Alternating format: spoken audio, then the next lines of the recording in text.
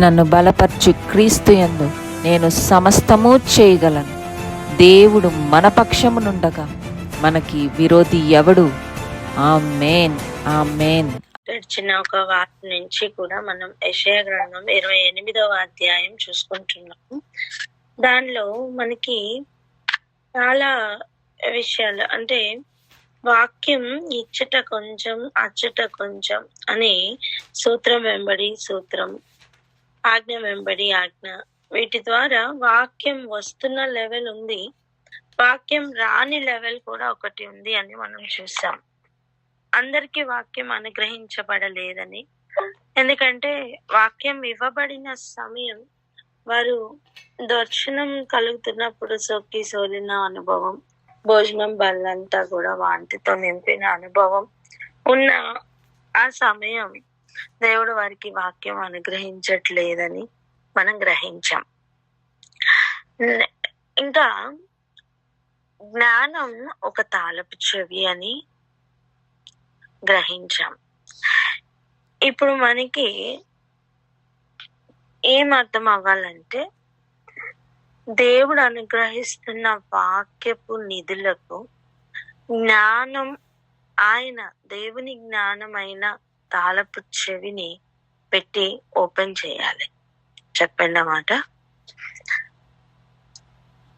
వాక్యమునకు దేవుని జ్ఞానం అనే తాళపు చెవి, దేవుని జ్ఞానం అనే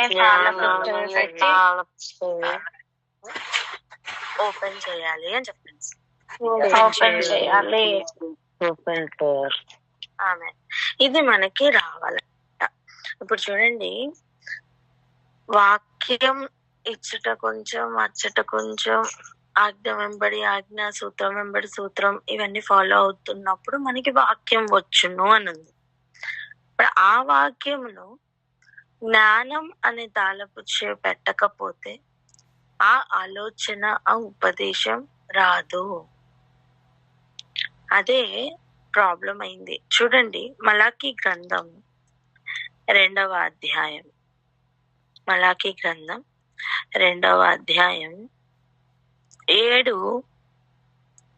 7-8 వచనాలు చదవండి. 7-8 వచనాలు.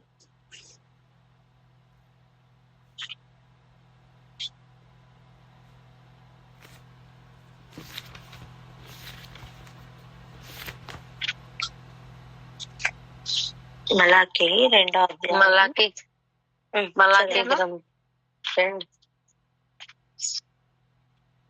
చదవండి అక్క. 2వ గ్రంథం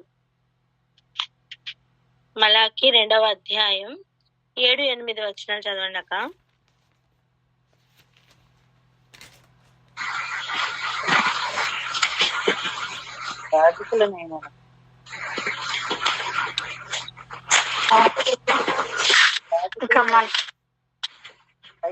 అధిపతులకు యెహోవా దూతలు కనుక జనులు వారి నోట ధర్మశాస్త్ర విధులను నేర్చుకుందరు. వారు జ్ఞానమును బట్టి బోధింపవలెను. అయితే మీరు మార్గము తప్పితిరి. ధర్మశాస్త్రము విషయములో మీరు అనేకులను అభ్యంతరపరిచి లేవీలతో చేయబడిన నిబంధనను నిరర్ధకము చేసి ఉన్నారు. ఇక్కడ చూడండి, ఇప్పుడు యాజకులు సైన్యములకు అధిపతి అయిన అది యెహోవా దూతలట. యాజకులు ఎవరండి? సైన్యములకు అధిపతి యెహోవా దూతలు కనుక ఏం జరుగుతుందంటే, జనులు వారి నోట నుండి ధర్మశాస్త్ర విధులను నేర్చుకుంటారు. వారి నోట్లో నుంచి ధర్మశాస్త్రంలో దేవుడు రాసిన ఆజ్ఞ వెంబడి ఆజ్ఞ, సూత్రం వెంబడి సూత్రం, విధులు, న్యాయ విధులు అన్నీ కూడా నేర్చుకోవడానికి దేవుడు తన యొద్ద నుండి పంపిన ధర్మశాస్త్రంను నేర్పించడానికి పంపబడిన దూతలే ఈ యాజకులు. విషయం ఏంటంటే, వారు జ్ఞానమును బట్టి బోధింపవలెను. అంటే ధర్మశాస్త్రంలో ఉన్న వాక్యమును జ్ఞానం అనే తాళపు చెవి పెట్టి వారు ఉపదేశమును బయటికి తీయాలి. అయితే జరుగుతున్న విషయం ఏంటట, వీరు లేదా మీరు మార్గము తప్పితిరి. ధర్మశాస్త్ర విషయంలో మీరు అనేకులను అభ్యంతరపరచి లేవీయులతో చేయబడిన నిబంధనను నిరర్ధకం చేసి ఉన్నారు. ఒకటి, ఈ దూతల మార్గంలో ఉంటూ ఆయన మార్గంను జనులకు వివరించాలి, తెలియజేయాలి. నోటి మాటలతోనే కాదు కదా, జీవితంతో కూడా చూపించాలి. ఇప్పుడు ఒక నలుగురు కలిసి ఈ ఊరు నుంచి వేరే ఊరికి బయలుదేరాం అనుకోండి, వారి వారి వెహికల్స్ లో బయలుదేరాం. ముందు వెళ్తున్న వెహికల్ కరెక్ట్ గా వెళ్తేనే కదా వెనకతలు వెళ్లే వాళ్ళు వస్తారు, అవునా? వాళ్ళే మార్గం తప్పిపోయి ఇదే మార్గం అని చూపిస్తే వెనకతల వెహికల్స్ కూడా కలిసి వెళ్తున్నాం గనక తప్పిపోమా? అందరం తప్పిపోతాం. అలా ధర్మశాస్త్రంను బోధించడానికి, ఉపదేశించడానికి దేవుడు యాజకులను ముందు భోగిలో పెట్టారు. వారు ఆ మార్గంను కనుగొని దానిలో వెళ్తూ ఇంకా అనేకులకి చెప్పాలి. ఇది దేవుని చిత్తం. కానీ ఇక్కడ జరిగిన విషయం, వారే మార్గం తప్పారట, డైవర్షన్ లోకి వెళ్ళిపోయారు. ఇంకా జనులకు వారు నేర్పిస్తున్నది తప్పుగా అనిపించడం వలన జనులు అభ్యంతర పడుతూ ఉన్నారట. అనేకులు అభ్యంతర పడుతూ ఉన్నారు. అభ్యంతర పరచడం వలన దేవుడు లేవీలతో చేసిన నిబంధన నిరర్ధకం అయిపోయిందట, వ్యర్థమైపోయింది. నా మార్గములను అనుసరింపక ధర్మశాస్త్రంను బట్టి విమర్శించట్లో మీరు పక్షపాతులు కనుక జనులందరి దృష్టికి మిమ్మల్ని తృణీకరింపదగిన వారిని గాను నీచులుగాను చేసి ఉన్నాను అని సైన్యములకు అధిపతి యెహోవా సెలవిచ్చుచున్నాడు. ఎందుకు ఇంకా ప్రభు సైన్యములకు అధిపతి యెహోవా నామంలో వస్తున్నారంటే, అపవాది అయిన వాడు మార్గంలో తిన్నని మార్గంలో నుంచి తప్పించువాడు. దేవుని తిన్నని మార్గం నుంచి ఎప్పుడు తప్పించాలని ప్రయత్నిస్తున్నవాడు ఎవరండి? అపవాది అయినవాడు. అందుకే చూడండి, పౌలు మనం అంత్యోకయలో మాట్లాడుతున్నప్పుడు చాలా స్పష్టంగా వాని బుద్ధి బయటికి చెప్తున్నప్పుడు మనం విన్నాం. గుర్తుందా? 10వ వచనం, అతని తేరు చూచి సమస్త కపటముతోను సమస్త దుర్మార్గముతోను నిండిన వాడా. దుర్మార్గం అంటే ఏంటంటే దుష్టుని యొక్క మార్గం. సన్మార్గం అంటే లేదా దేవుని మార్గం, ధర్మశాస్త్రం చూపిస్తున్న మార్గం, నేనే మార్గం అని చెప్తున్న మార్గం ఏది? యేసయ్య మార్గం. క్వైట్ ఆపోజిట్ లో ఉంటాయి ఇవి. అపవాది కుమారుడా, సమస్త నీతికి విరోధి. నీతి అంటే దేవుని చిత్తమే నీతి. దేవుని యొక్క నీతి, ఆ నీతే కరెక్ట్ నీతి. కానీ లోకపు నీతి అడ్డం పడుతుంది, శాస్త్రుల పరిచయాల నీతి అడ్డం పడుతుంది. దేవుని నీతి ఏది ఉందో దానికి విరోధి అని పిలుస్తున్నారు. ఇంకా నీవు ప్రభు యొక్క తిన్నని మార్గములు చెడగొట్టుట మానవా. అంటే ఏంటి? ప్రభు మార్గం ఒక్కటే తిన్నని మార్గం, దానిని చెడగొట్టడమే అపవాది పని. అలాంటిది ప్రభు యొక్క తిన్నని మార్గాలు చూపించడానికే దేవుడు యాజకులను చేసి పంపిస్తే దూతలుగా, ఇప్పుడు వారే మార్గం తప్పితే, ఇదిగో మలాకీలో ప్రభు అదే చెప్తున్నారు, ఇంకా వారు ఆ పనిలో కాకుండా నేను ఏం చేస్తానంటున్నారు అక్కడ, వారి పనిని అక్కడ ఆపుతున్నారు. ఇప్పుడు జ్ఞానమైన యేసయ్యే, మార్గమైన యేసయ్యే ఇంకా ఎంట్రీ ఇచ్చినట్టు మనం నూతన నిబంధనలో చూస్తున్నాం.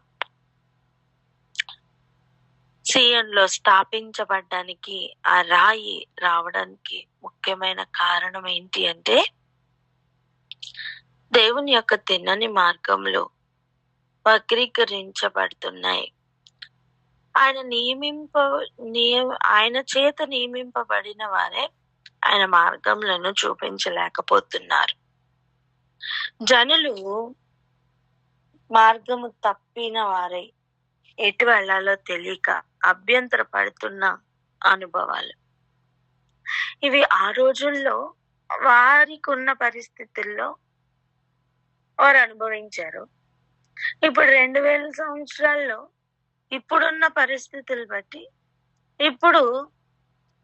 ఇప్పుడున్న టెక్నాలజీతో ఇప్పుడు అనుభవిస్తుంది. అప్పుడు ఇప్పుడు ఒకటే జరుగుతుంది. దేవుని తిన్నని మార్గాల నుంచి తప్పించడమే అపవాది పని. ఏదైనా వనంలో అదే కదండి జరిగింది. ఆజ్ఞ నుండి తప్పించే ప్రయత్నమే జరిగింది.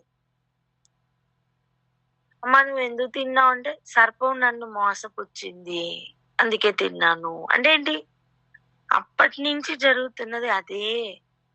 ఇప్పుడు మన రాజుల గ్రంథంలో చదివాం, ఆ దైవజనుడు ఎందుకయ్యా భోంచేసావు, నేను తిన్నాను కదా అంటే ఏం చెప్తాడు? ముసలి ప్రవక్త నన్ను మోసం చేశాడు ప్రభు అని చెప్తాడు. అంటే తనకు డైలాగులు లేవనుకోండి, అక్కడ సింహం వచ్చి చంపేసింది. ఒకవేళ అడిగితే ఏం చెప్తాడు చెప్పండి? ఏం చెప్తాడు? ఆ ముసలి ప్రవక్త ప్రవక్తని అన్నాడు, మోసపోచ్చాడు ప్రభు అని చెప్తాడు. అలా దేవుని మార్గంలో నుంచి తప్పించడమే ఆజ్ఞ జారీ అయిందంటే దానిలోంచి తప్పించే పనిలోనే అపవాది ఎల్లప్పుడూ ఉంటాడు. ఇప్పుడు యాజకులైన వారు 2 చేయాలి. ఒకటి, వాని యొక్క తంత్రములను ఎదిరిస్తూ త్రొక్కి పడుతూ దేవుని మార్గంలో తేటగా చూపించగలగాలి. అందుకే రాజులైన యాజక సమూహం కావాలి. చెప్పండి నా మాట, ఏం కావాలి? రాజులైన యాజక సమూహం కావాలి. ఒక పక్కన యుద్ధం చేస్తూ ఇంకొక పక్కన కడుతున్న అనుభవం. చూడండి, నెహెమ్యా చేసింది అదే కదా. ఒక చేత్తో యుద్ధం చేయడానికి కత్తి పట్టుకునే, ఇంకొక చేత్తో కడుతున్న అనుభవం. అలా ఈ రాజులైన యాజక అనుభవం ఎటువంటిదంటే, ఒక పక్కన డిఫెన్స్ అటాక్ చేస్తూనే ఇంకొక పక్కన కడుతూ నడుస్తూ మార్గంలో వెళ్తూ మార్గం చూపిస్తూ ఉండవలసిన అనుభవాలు. ఎంతమందికి అర్థమవుతుంది? తేటగా ఆయన చిత్తం ఏమిటో తేటగా ఎంతమందికి అర్థమవుతుంది? అంటే మీకు అనిపించచ్చు, అంటే ఏంటండి యాజకులందరినీ దేవుడు తీసేశారా అంటే, నేను అలా చెప్పట్లేదు. వాక్యంలో ఏముందంటే, తిన్నని మార్గములను తప్పిస్తున్న వారి గురించే ఉంది. తిన్నని మార్గంలో నడిపిస్తున్న వారు ఎందుకు లేరు? ఉన్నారు. పౌలు లేడా? పరిసయ్యుడుగా ఉన్నప్పుడు తిన్నని మార్గములకు అడ్డంగా ఉన్నాడు. కానీ ఎప్పుడైతే విశ్వాసంలోకి వచ్చాడో మార్పు వచ్చింది. 2 అనుభవాలు ధర్మశాస్త్రంలో ఉన్న అనుభవాలే.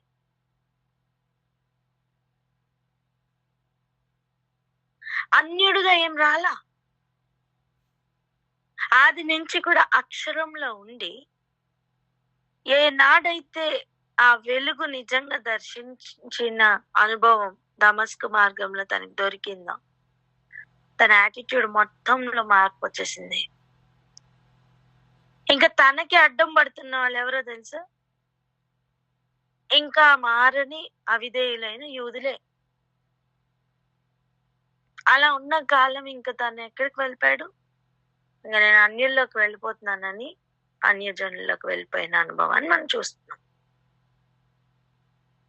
అంటే ధర్మశాస్త్రంనే పట్టుకొని కూడా ఆ మార్గంలో నడవలేని అనుభవాలు ఎన్నో ఉన్నాయి. జ్ఞానం అనే తాళపు చెవి లేకుండా ధర్మశాస్త్రపు న్యాయ విధులు ఓపెన్ అవ్వవు. జ్ఞానం అనే తాళపు చెవి లేకుండా ఆజ్ఞ వెంబడి ఆజ్ఞలో వస్తున్న వాక్యం యొక్క నిధులు ఓపెన్ అవ్వవు. చూడండి, బుద్ధి, జ్ఞానం, సర్వ సంపదలు ఆయన యందు గుప్తమై ఉన్నాయి. బుద్ధి, జ్ఞానం ఆ లిస్ట్ లో వచ్చే సర్వ సంపదలు, అంతేగాని డబ్బు, వెండి, బంగారం ఆ లిస్ట్ లో వచ్చే సంపదలు కాదు.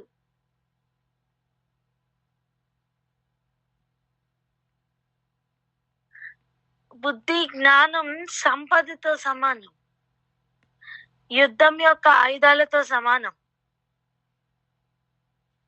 దేవుని యొద్దకు చేర్చే మార్గంలో ఉండే కీస్ అవి, తాళపు చెవులవి. నీకు ఎంత సంపద ఉన్నా దాన్ని లాక్ చేసి ఆ కీ నీ దగ్గర పెట్టుకుంటావు కదా. ఈవెన్ నీకున్న బంగారం మొత్తం లాకర్ లో పెట్టినా దానికి ఒక కీ ఉంటది కదా. అది నెంబర్ లాకో లేదా చేత్తో వేసే తాళమో ఏదో ఒక కీ ఉంటుంది కదా. అలా ఆ నిధులు అన్నిటికీ కూడా దేవుడు జ్ఞానం అనే తాళపు చెవిని పెట్టారు. ఎప్పుడైతే ఆయన జ్ఞానం బయలుపరచబడుతుందో అప్పుడు ఆలోచన, అధికమైన ఆలోచన, అతి తెలివి కాదండి, అతి తెలివి వేరు. అది కూడా దేవుని తిన్న మార్గం నుంచి తప్పించేదే. నిన్ను దేవుని మార్గంలోనికి తీసుకొని రావడానికి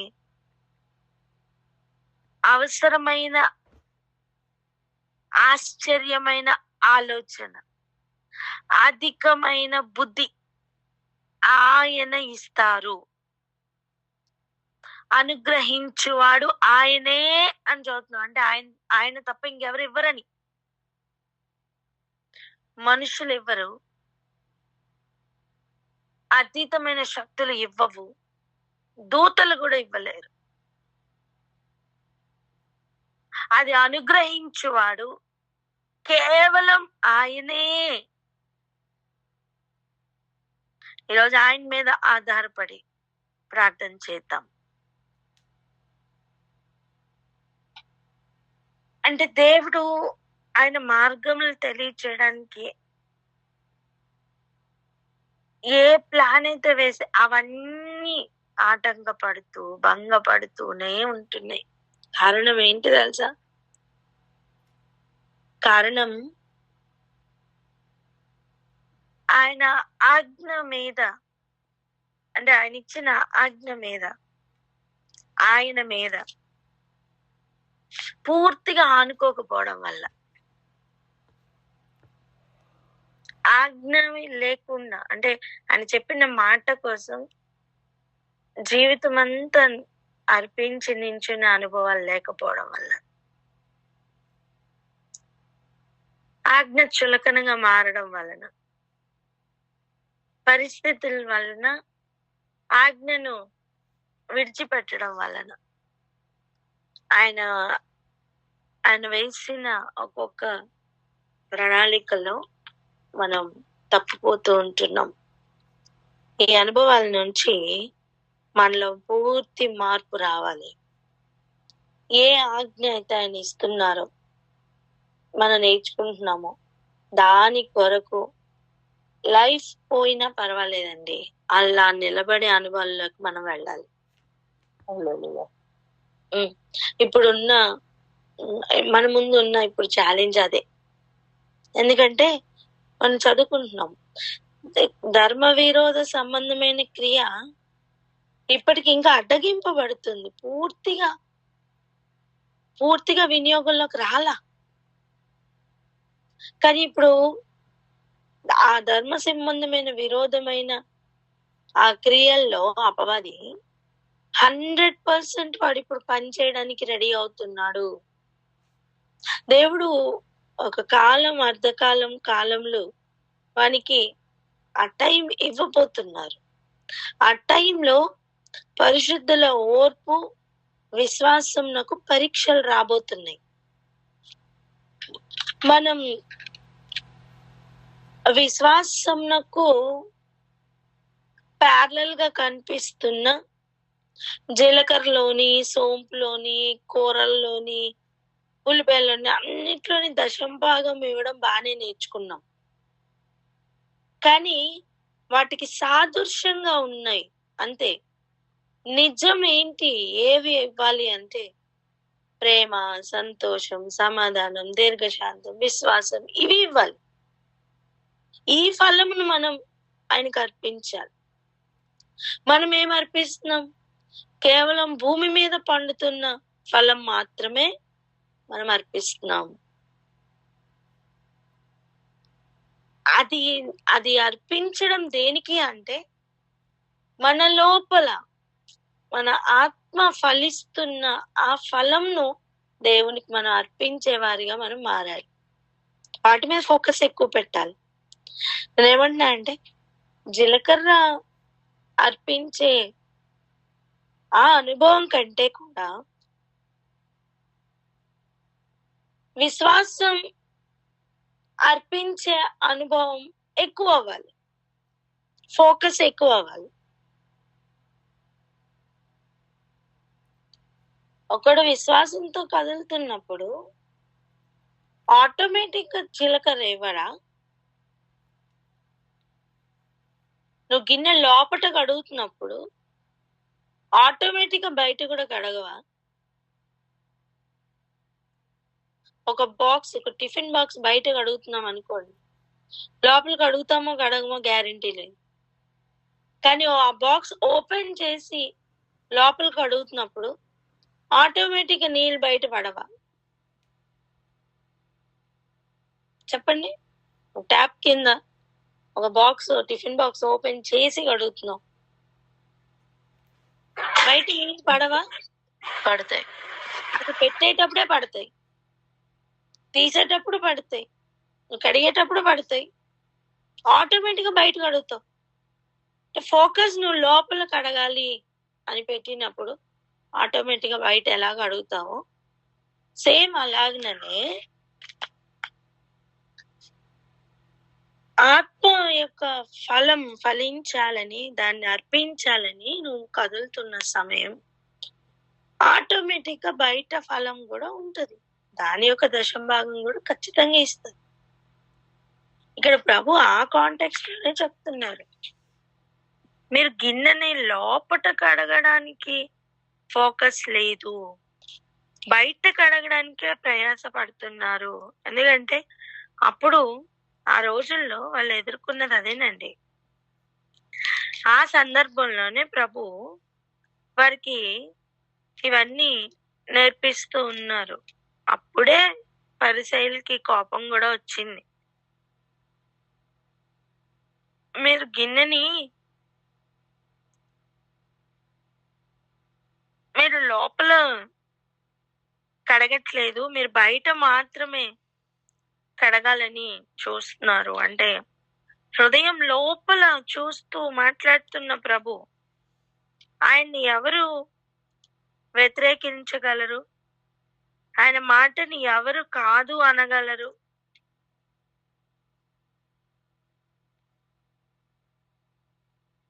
అక్కడ అభ్యంతరంగానే అనిపిస్తుంది. ప్రభు సత్యమే చెప్తున్నారు, కానీ అక్కడ వాళ్ళకి అభ్యంతరంగానే ఉండింది. చూద్దాం రండి ఒకసారి మత్తయి సువార్త 23:25 చూడండి. అయ్యో వేషధారులైన శాస్త్రులారా, పరిసయ్యులారా, మీరు గిన్నెయు పళ్ళెమును వెలుపట శుద్ధి చేయుదురు గాని అవి లోపల దోపుతోనూ అజిత్రేంద్రియత్వంతోనూ నిండి ఉన్నవి.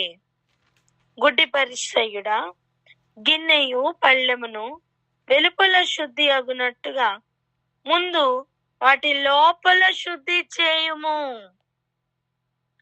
నువ్వు లోపల శుద్ధి చేయడానికి నువ్వు కాన్సన్ట్రేట్ చేస్తే, నీ దృష్టి నిలిపితే ఆటోమేటిక్ గా వెలుపల శుద్ధి అవుతుంది. లోపల దోపుతో అంటే ఒక ఒక దోపుడు స్వభావంతో నిండుకుపోయిన ఈ హృదయం మొదటిగా మనస్సు మార్చడానికి ఫోకస్ పెడితే ఆటోమేటిక్ గా బయట అన్ని మారుతాయండి. ఆటోమేటిక్ గా మారుతాయి. ఇల్లు లోపల శుభ్రం చేసుకున్నవాడు ఖచ్చితంగా బయట చేయడా? కానీ బయట మాత్రమే ఫోకస్ చేస్తున్నవాడు లోపల చేస్తాడని గ్యారంటీ లేదు. కబోర్డ్స్ అన్ని నీట్ గా సర్దుకున్నవాడు ఆటోమేటిక్ గా బయట సర్దడా? కానీ బయట ఉన్నవన్నీ కబోర్డ్ లో కూరే పనిలో ఉంటే లోపల సర్దుతాడన్న గ్యారంటీ లేదు. బయట మాత్రం ఏది కనిపిస్తే అది లోపల తోసేయడమే. బయట మాత్రం ఫోకస్ చేస్తున్న వాళ్ళు లోపల చేస్తారని గ్యారంటీ లేదు. అందుకే ప్రభు అక్కడ పిలుస్తున్నమాట, వేషధారులారా. అర్థం, నువ్వు మనుషులకి కనపడాలని బయట మాత్రమే వేషాలు లేకపోతే ఆచారాలు బయట మాత్రమే కనిపించే విధంగా చేస్తున్న పనిని లోపల నుంచి రావట్లేదు. మనుషులు చూడట్లేదు కాబట్టి లోపల ఇష్టానుసారంగా బ్రతుకుతున్న అనుభవం. అందుకే ప్రభు వేషధారులారా అని పిలుస్తున్నారు. ఈ డేంజర్ జోన్ క్రీస్తులో ఎదుగుతున్న ప్రతి ఒక్కరికి ఉందండి. ప్రతి ఒక్కరికి ఉంది. ఇదేదో ఒక జాతి వారికి కాదు. ఇప్పుడు రాజులైన యాజక సమూహంగా పిలువబడిన చీకట్లో నుంచి ఆశ్చర్యకరమైన వెలుగులోనికి వస్తున్న ప్రతి ఒక్కరికి కూడా ఈ డేంజర్ జోన్ ఉంది. వేషధారితనం అందరికీ ఒక డేంజర్ జోనే. అందులో ముందెళ్ళిపోయిన వాళ్ళు పడిపోయారు అంతే. ఇప్పుడు ఆ వెనక ప్రయాణం చేస్తున్న వాళ్ళు జాగ్రత్త పడాలా లేదా?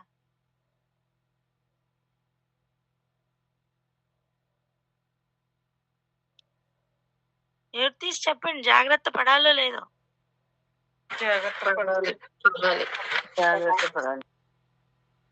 ఇప్పుడు మనం ఆ పనిలో ఉండాలి.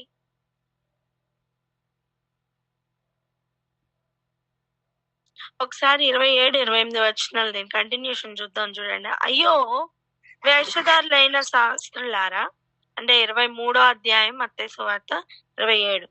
పరిసయ్యులారా, మీరు సున్నం కొట్టిన సమాధులను పోలి ఉన్నారు. అవి వెలుపల శృంగారముగా అగపడును గాని లోపల చచ్చిన వారి ఎముకలతోనూ సమస్త కల్మషముతోనూ నిండి ఉన్నవి. అలాగే మీరు వెలుపల మనుషులకు నీతిమంతులుగా నగపడుచున్నారు గాని లోపల వేషధారణతోనూ అక్రమముతోనూ నిండి ఉన్నారు. ప్రభు ఎదుర్కొంటున్న ప్రధాన శత్రుత్వం అండి ఇది. దేవుడు తన పని కోసం వారిని నియమించారు. ధర్మశాస్త్రంను ఉపదేశించడం అంటే పలుకులు పలకడం ఒక్కటే కాదు. ప్రభు అదొక్కటే కోరుకోవట్లేదు. ఇక్కడ చూడండి, సున్నం కొట్టిన సమాధులతో పోల్చి చెప్తున్నారు. బయటికి సున్నమే కనిపిస్తుంది కానీ లోపల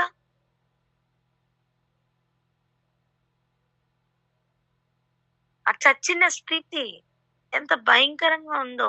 అలా ఈ లోపల అంతా కూడా వేషధారణతో నిండుకుపోయిన అనుభవాన్ని ఆయన ఎక్స్ప్లెయిన్ చేస్తున్నారు, డైరెక్ట్ చూపిస్తున్నారు. మనకు అనిపిస్తుందండి, నేను ఎందులోనైనా మారాలంటే నాకు చెప్పండి ప్రభు అనిపిస్తుంది. కానీ ఆయన డైరెక్టర్ చెప్తున్నప్పుడు ఇది నాకు కాదు ప్రభు అనిపిస్తుంది. అది ఒక డేంజర్ జోన్. దావీదు అడుగుతున్నాడు, నన్ను పరిశోధించుము, నన్ను పరిశీలించుము, నన్ను పరిశుద్ధపరచుము అని. ఇదిగో నీలో ఈ మిస్టేక్ ఉంది అని ప్రభు చూపించినప్పుడు తను కడుక్కోవడానికి రెడీగా లేడా?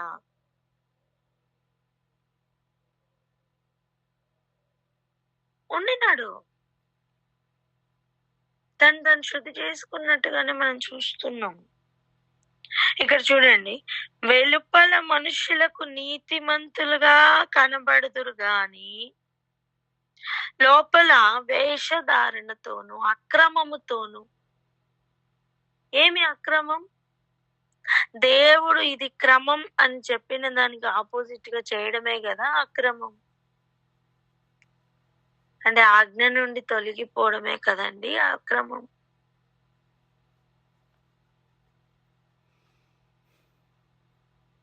ఆదాము అవ్వలైనా కనీసం మీరు తిన్నారా అంటే అవును తిన్నామని ఒప్పుకున్నారు.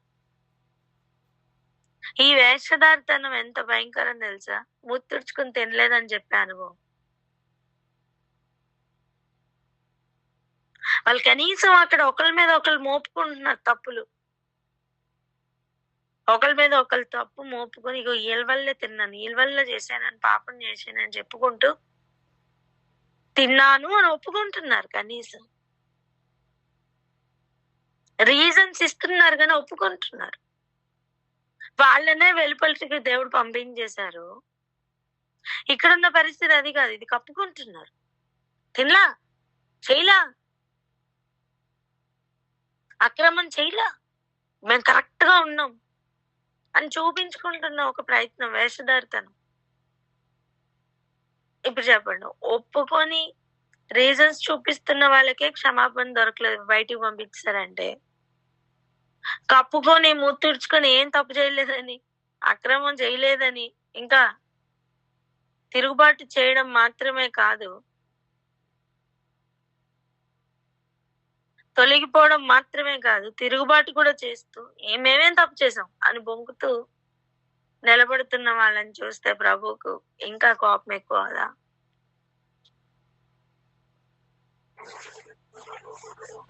అవుతుందా లేదా చెప్పండి? ఇక్కడ ఉన్న మెయిన్ ప్రాబ్లం ఏంటో తెలుసా? మనుషులకు నీతిమంతులుగా కనపడాలని ప్రయత్నం.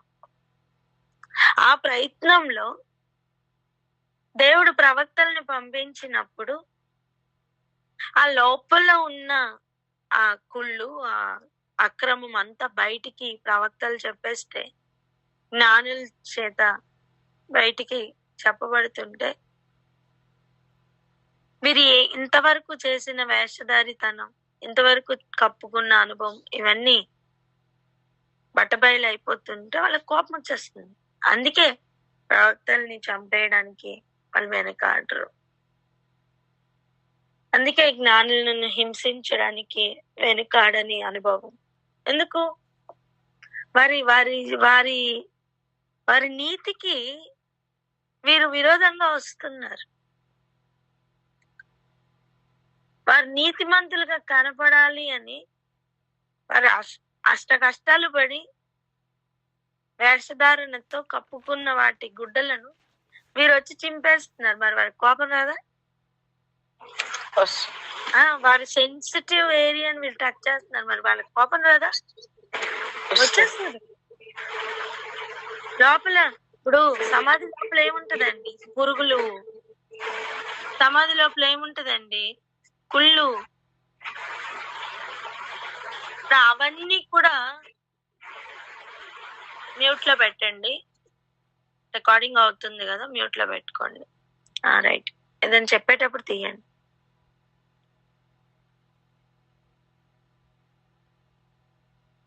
ఇలా అన్ని బయటకు వస్తున్నప్పుడు వాళ్ళని క్రమపరచాలి అని దేవుడు ప్రయత్నం చేస్తున్నా బయటికి రాలేని అనుభవంలో ఉన్నవారేనండి నీతికి విరోధంగా పనిచేస్తున్నారు. అటువంటి వారికి దేవుడు జ్ఞానం అనే తాలపు చెవులు ఇచ్చారట.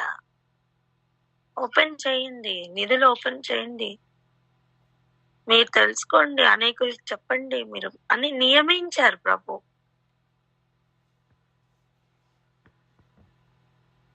కానీ మార్గం నుంచి తొలగించే పనిలోనికి వీళ్ళు ఎంటర్ అయ్యేసరికి దేవునికి కోపం వస్తుంది. ఈరోజు ఇది మనకి పాఠంగా మారాలి, హెచ్చరికగా మారాలి. వాక్యం చదువుతున్నాం మంచిది, అర్థం చేసుకుంటున్నాం మనం మంచిది, కానీ ఆ మార్గంలో నడుస్తున్నామా లేదా అని దేవుడు ప్రశ్నిస్తున్నారు. ఈరోజు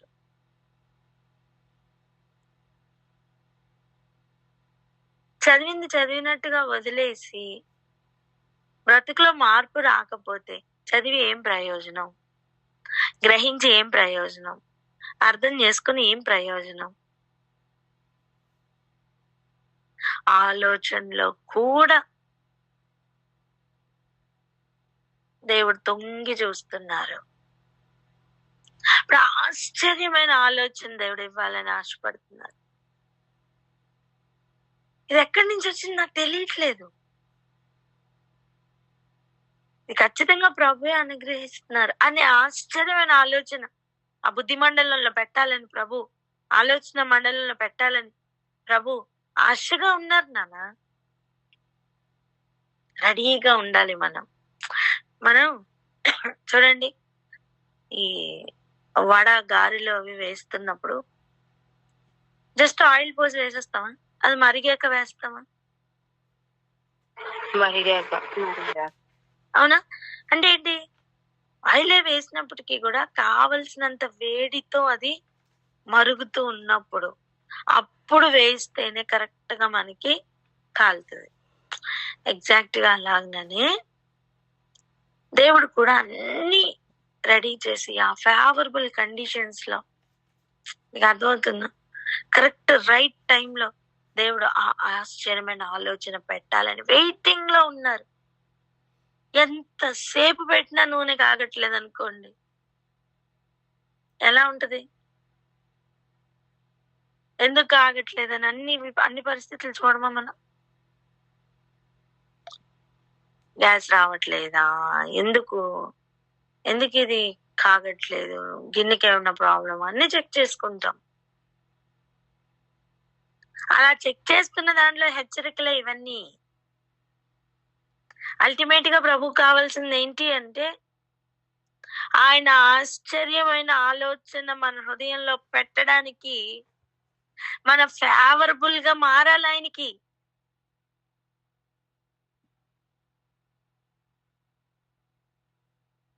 తిన్నని మార్గంలో నడవాలని ఆశ కావాలి, ఆయన ఉపదేశం కోసం ఎదురు చూస్తున్న అనుభవాలు కావాలి, అక్రమం గుర్తుపట్టే అనుభవం కావాలి, వేషధారులుగా ఉండద్దు, ఆయన నిధిని గుర్తుపట్టి జ్ఞానం అనే తాళపు చెవి కొరకు ఎదురు చూస్తున్న వారై ఉండాలి.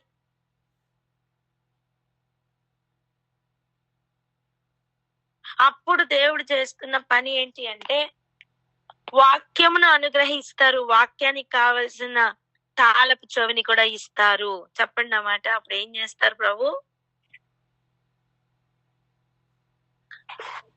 వాక్యమును ఇస్తారు, తాళపు చెవిని ఇస్తారు. చెప్పండి. వాక్యమును ఇస్తారు, తాళపు చెవిని ఇస్తారు. ఆమెన్. ఇప్పుడు చెప్పండి, వాక్యంనిచ్చి తాళపు చెవిని ఇస్తే ఓపెన్ చేయడం సాధ్యమవుతుందా లేదా? అవుతుంది. ఆమెన్. ఇప్పుడు అందులో నుంచి తెచ్చుకున్న నిధిని వాడుతూ ఉపయోగిస్తూ తిన్నని మార్గంలో నడవడం సాధ్యమా కాదా? సాధ్యమే. ఆ మార్గంలో నడిపించడానికి ప్రభు మనకి నేర్పిస్తున్నారు. ఆమేన్. ఇప్పుడు చూడండి, యెషయా గ్రంథం 28వ అధ్యాయం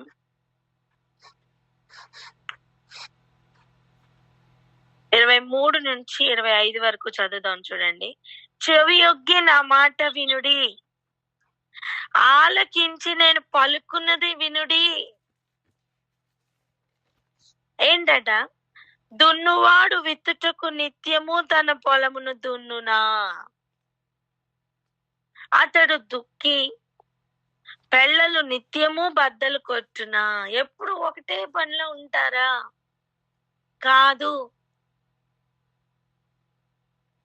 పొలమును దున్నిన తర్వాత విత్తనం పడుతుంది. విత్తనం పడింది అంటే దానికి ఫలం ఉండాలి, ఉంటది. ఫలం వచ్చింది అంటే దానిని నూర్చే అనుభవం కూడా ఉంటది, కోసే అనుభవం ఉంటది. ఎల్లప్పుడు దున్నుతూనే ఉండి విత్తనం వేస్తూనే ఉంటే ఏమండి, ఒక విత్తనం నిన్న వేసావు, మళ్ళీ ఇంకో విత్తనం ఈరోజు వేసేస్తావా? అది ఫలించద్దా? ఫలించాలి. ఒకటే పొలంలో ఎన్ని విత్తనాలు వేస్తాం? ఎన్ని విత్తనాలు ఒకేసారి పంట వస్తుంది చెప్పండి? ఒకటే. ఒక్కొక్క వరుసలో ఒక్కొక్క పంట వేసినా సరే అన్ని కలిపి చల్లడం అవుతుందా? తోటకూర, పాలకూర అన్ని కలిపేసి ఒకేసారి చల్లేసి, బెండకాయలు, వంకాయ విత్తనాలు అన్ని ఒక్కసారి ఇలా గుప్పుడు పట్టుకొని ఇలా టాప్ అని వేస్తే అన్ని వచ్చేస్తాయండి పొలంలో? అలాగే రావు. అందులో ఎలా చల్లాలో కూడా ఎలా దేవుడు ఆలోచన ఇస్తున్నారో, ఒక క్రమంతో కూడి ఉన్నదో, దేవుడు తన వాక్యానుసారంగా నడిపించడానికి కూడా ఒక క్రమం ఉంది. అందుకే జాగ్రత్తగా ఆలకించమని ప్రభు చెప్తున్నారు. ఇంతవరకు ప్రభు అంతా చేసింది దుక్కి దున్నుతున్న అనుభవమే. మన హృదయాల్ని ప్రిపేర్ చేశారు. వాక్యము కావాలి. ఆ వాక్యమును ఓపెన్ చేసుకోవడానికి జ్ఞానం, ఆ జ్ఞానం ద్వారా దేవుడు అనుగ్రహిస్తున్న ఆలోచన కావాలి అని మనకు అర్థమైంది. ఇప్పుడు ఏం చేయాలో అర్థమైంది. ఇప్పుడు ఎలా చేయాలో దేవుడు నేర్పిస్తారు. ఆమెన్. ఏం చేయాలో అని ఆలోచనలోనే ఎందుకు చేయాలో కూడా ప్రభు నేర్పించారు ఈ రోజు మనకి. అవునా కాదా? ఇప్పుడు ఎలా చేయాలి అని నేర్చుకుంటే చేయడం సాధ్యమవుతుంది. దేవుడు నిత్యము ఏమి మనకు పొలం దున్ని దున్ని దున్ని దున్ని ఎన్ని రోజులండి?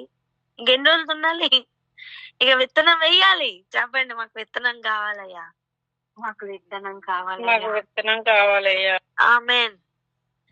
ఇక మనం ఫలించెడు వారిగా మారాలి. ఆమేన్. అర్థమైందా? మనం దున్యబడిన ఈ నేలలో, మన హృదయాల్లో విత్తనం పడాలి. సేమ్ టైం అది ఫలించాలా. ఇంకా సాకులు చెప్పొద్దు. మనం ఎందుకు ఫలించలేదు అంటే, వాళ్ళు మోసపుచ్చారు, వీళ్ళు మోసపుచ్చారు, సర్పం మోసపుచ్చింది, నా ముందున్నోళ్ళు మార్గం తప్పారు అని నీకెందుకు? నీ హృదయం కూడా దున్నపడింది కదా, నీకు కూడా విత్తనం వేశారు కదా. సరే, వాళ్ళు ఫలించలేదు, నువ్వు ఫలించు. విత్తనం వేసిన వాడు ఫలమే కదా ఆశిస్తున్నారు.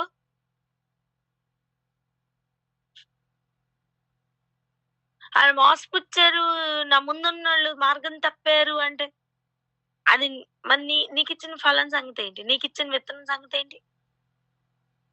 నీకు ఇచ్చిన సమయం సంగతి ఏంటి?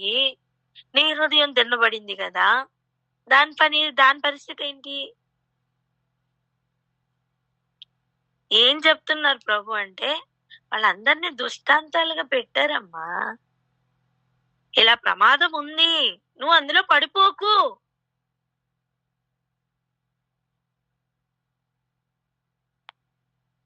జాగ్రత్త పడు, నీకు ఇచ్చిన విత్తనాన్ని కాపాడుకో, కుళ్ళిపోకుండా కాపాడుకో. మట్టి పెళ్ళల్లో అది కుళ్ళిపోవడానికి వీల్లేదు. ఆ రూట్స్ బాగా ఓపెన్ అవని. ఆశ్చర్యమైన విషయం ఏంటో తెలుసా? విత్తనము వాక్యమే. మళ్ళా దానికి ఇచ్చే పోషకాలు కావాలి, నీరు. ఆ నీరు కూడా మళ్ళీ జీవనది, అది కూడా వాక్యమే. ఎంత కృపండి! అన్ని ఆ ఒక్క వాక్యాల నుంచే ఉన్నాయి. ఇప్పుడు అది ఓపెన్ చేయడానికి కావలసిన జ్ఞానం, తాలపు చెవి మళ్ళీ అక్కడ ఉంది, అది కూడా వాక్యమే. సమస్తము వాక్యంలోనే ఉన్నాయి. అవి నీకు వేరు వేరుగా దేవుడు కన్నులు ఓపెన్ చేసి చూపిస్తారు. రెడీయా? రెడీ. Amen, amen, amen. మీరు నమ్మండి, ఈ రోజు నుంచి, ఈ క్షణము నుంచి దేవుడు ఆ లెవెల్ ని మనందరిలోనూ ఆపరేట్ చేయబోతున్నారు. ఇంతవరకు నువ్వు ఎక్కడెక్కడ నేను జయించలేకపోతున్నానని బాధపడ్డావు, ఏ విషయాలు నేను దాటలేకపోతున్నాను కష్టపడ్డావు, అవి ఈ రోజు నుంచి నీకు సులువుగా మారబోతున్నాయి. ఎందుకంటే దేవుడు ఆటంకాలన్నిటిని తొలగించారు, దున్నారు, నేలను సిద్ధపరిచారు. ఇక ఆయన వేస్తున్న ఒక్కొక్క విత్తనం సూటిగా హృదయపు లోతుల్లోనికి వెళ్ళబోతున్నాయి. వాటిలో నుంచి వస్తున్న ఫలం కోసం దేవుడు ఎదురు చూస్తున్నారు. అంటే ఆ సారం వెతుక్కుంటూ నీ వేరు లోపలికి వెళ్ళని, వేర్లు లోపలికి వెళ్ళి ఆ జీవ నదిని పట్టుకుంటే గనక ఇక నీ ఫలం ఆకు వాడక ఎప్పుడు నీ నీ కాలమంతా ఫలిస్తూనే ఉంటావు. ఆమేన్. ఆమేన్. ఆమేన్. ఆమేన్. అలా దివారాత్రములు దాన్ని ఆనందిస్తూ ధ్యానిస్తూ వాక్యమే ప్రామాణికంగా మార్చుకొని, వాక్యమే ప్రాధాన్యతగా మార్చుకొని, ప్రయారిటీ లిస్ట్ లో వాక్యమే పెట్టుకొని, వాక్యం కొరకే అని బ్రతుకుతున్న అనుభవంలోకి అడుగులు పెడదాం.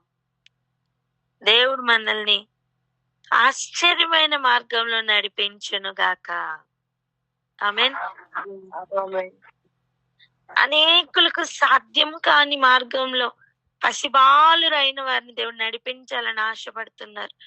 అనేకులు నడిచి మార్గదర్శకులుగా ఉన్నారు.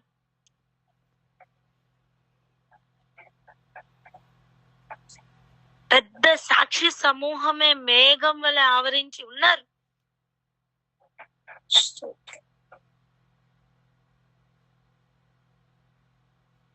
అలా అన్నిటిని ఎగ్జాంపుల్స్ చూసుకుంటూ జాగ్రత్తగా వెళ్తూ దేవుడికి కావలసిన విత్తబడిన వాక్యం కొరకు ఫలం ఫలిస్తూ అదే ప్రామాణికంగా ఆయన చేపట్టుకొని నడుస్తూ వెళ్ళిపోదాం. ఆ ప్రయాణం కోసం సిద్ధపడదాం. ప్రార్థన చేసుకుందాం. అక్క. Hallelujah. Thank you Jesus. Thank you lord.